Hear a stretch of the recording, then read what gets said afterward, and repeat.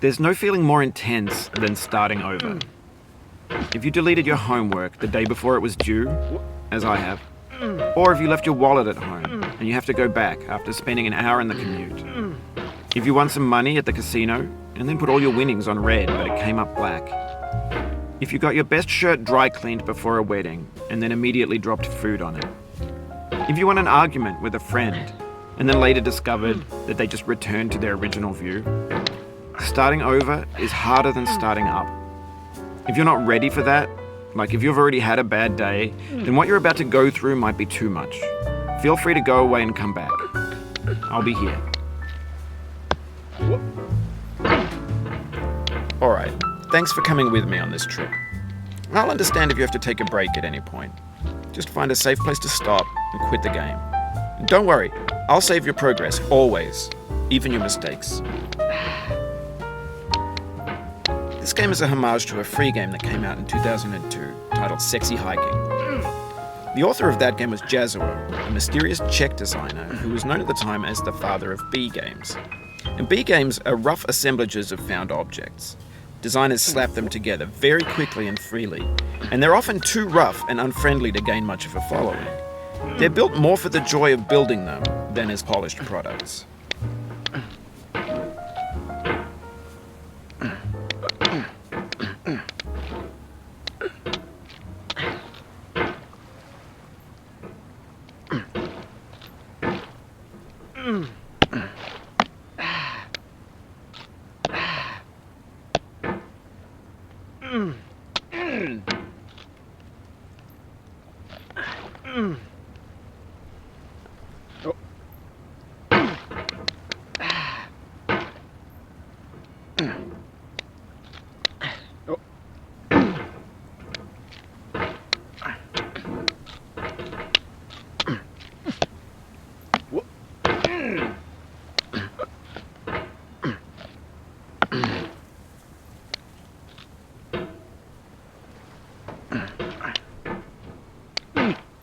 In a certain way, Sexy Hiking is the perfect embodiment of a B game. It's built almost entirely out of found and recycled parts, and it's one of the most unusual and unfriendly games of its time. In it, your task is simply to drag yourself up a mountain with a hammer. And that act of climbing, in the digital world or in real life, has certain essential properties that give the game its flavour. No amount of forward progress is guaranteed. Some cliffs are too sheer or too slippery. And the player is constantly, unremittingly in danger of falling and losing everything.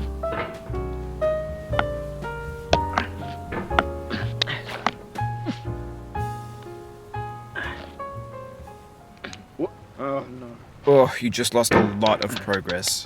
That's a deep frustration, a real punch in the gut.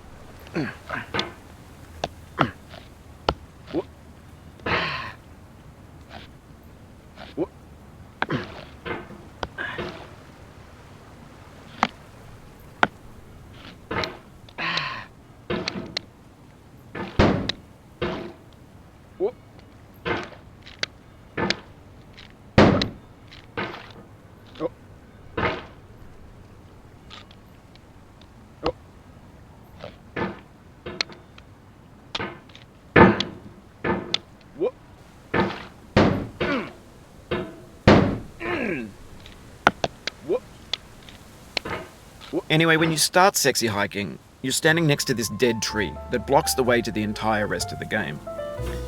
It might take you an hour to get over that tree, and a lot of people never got past it. You prod and you poke at it, exploring the limits of your reach and your strength, trying to find a way up and over.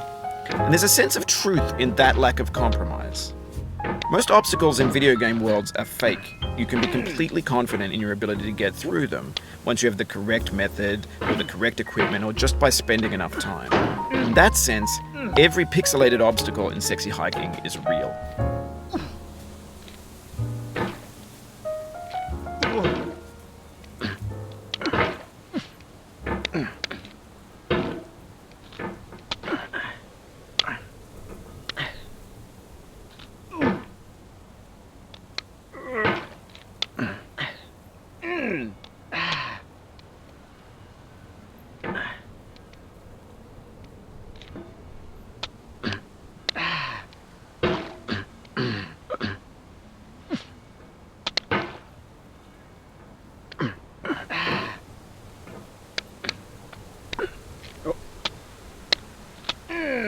The obstacles in Sexy Hiking are unyielding, and that makes the game uniquely frustrating.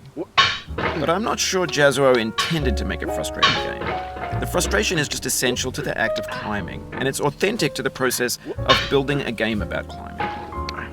A funny thing happened to me as I was building this mountain. I'd have an idea for a new obstacle, and I'd build it, test it, and it would usually turn out to be unreasonably hard. But I couldn't bring myself to make it easier. It already felt like my inability to get past a new obstacle was my fault as a player rather than as a builder. Imaginary mountains build themselves from our efforts to climb them, and it's our repeated attempts to reach the summit that turns those mountains into something real. When you're building a video game world, you're building with ideas, and that can be like working with quickset cement. You mold your ideas into a certain shape that can be played with, and in the process of playing with them, they begin to harden and set until they're immutable, like rock. And at that point, you can't change the world. Not without breaking it into pieces and starting fresh with new ideas.